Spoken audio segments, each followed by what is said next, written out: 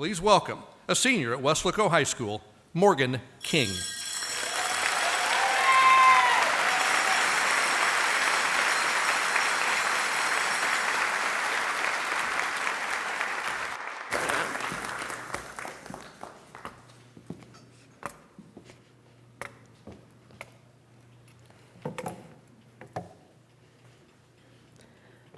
Good morning. I'm Morgan, if y'all didn't hear. And I guess I'm just going to be talking to y'all a little bit about my past year here in the district. Junior year is supposed to be the most challenging year of high school that you're going to face. The choices that you make now are critical in your journey through college and life. It's the year when you can enroll in all of the hardest classes. You start to worry about your ACT and about which college you're going to go to. It's one of the first steps that we take into adulthood, when we start talking about the future and we become more responsible. And while I did take my ACT and I started to worry about college, and some of the classes I had this year were definitely some of the hardest, thanks Mr. Madrano.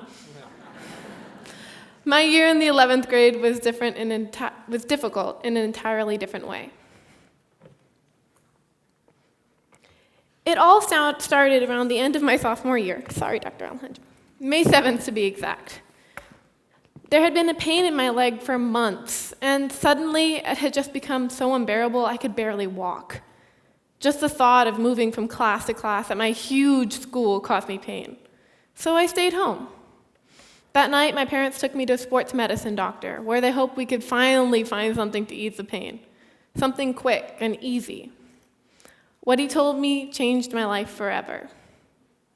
He said I had a tumor and that it was probably cancer. And after an MRI and a trip to San Antonio where I had a biopsy, his suspicions were confirmed. I had cancer named Osteosarcoma.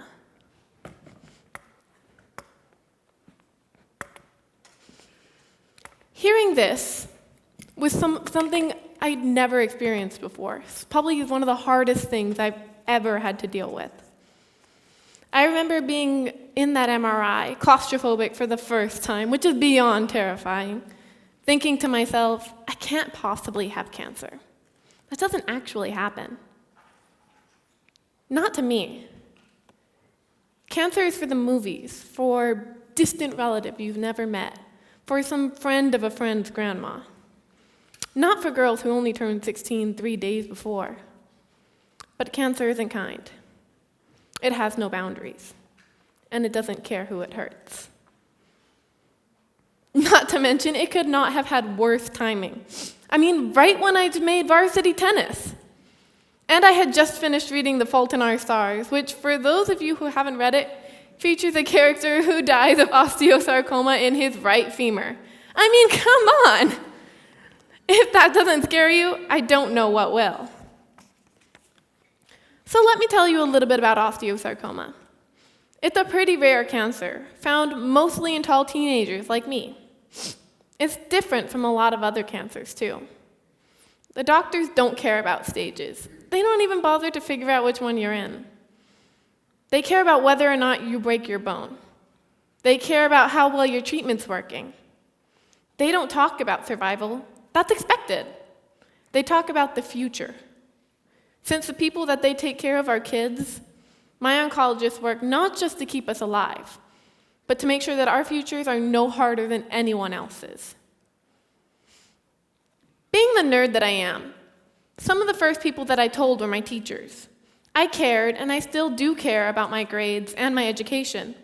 They were all so understanding, and they helped me to finish out the rest of my year. The next year, a lot of my teachers were the same people. And as I battled osteosarcoma through chemotherapy, they did everything they could to keep me on level with my peers.